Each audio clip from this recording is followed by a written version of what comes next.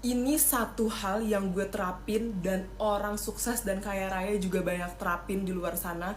Karena satu hal, satu mindset ini, gue bisa dapet keuntungan up to 100 juta dan bahkan lebih. Apa itu? Sebelumnya kenalin dulu, nama aku Penny. Aku pernah magang dan kerja di beragam perusahaan di luar negeri, BC di Singapura, BC di Amerika Serikat. Aku juga pernah dapat beberapa beasiswa ketika aku kuliah. Dan ini satu hal, satu mindset yang aku terapin di hidupku. Aku nggak mau berhenti belajar. Aku percaya aku bisa belajar dimanapun, kapanpun, dan sama siapapun. Dan ini juga yang aku perhatiin ada di kenalan dan teman-temanku yang sukses dan kaya raya.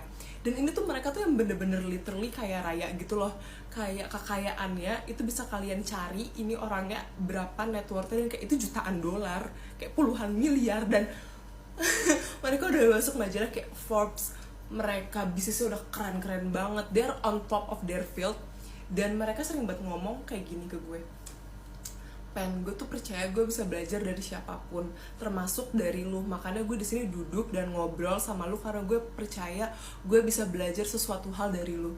Dan gue yang kayak anjir, kayak gue deh yang belajar sama lu. Lu jauh lebih sukses dan jauh lebih kaya secara finansial daripada gue.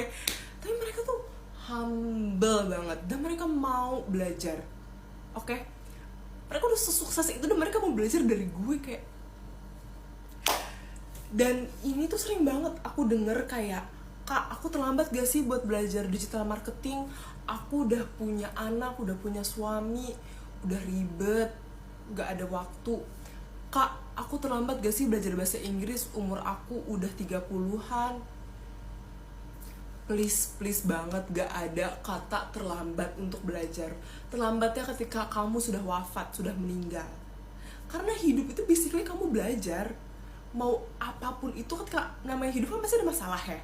Nah, ketika masalahnya ada solusinya dan selesai, kan kau belajar sesuatu dari masalah tersebut.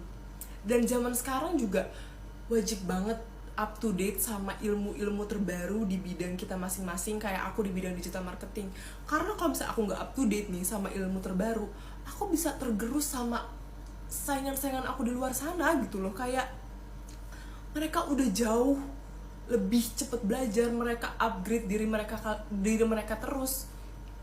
Dan emang harus kayak gitu kalau misalnya kamu mau beda di zaman sekarang, mau ada terlihat value, nilai lebih di mata recruiter, di mata orang lain.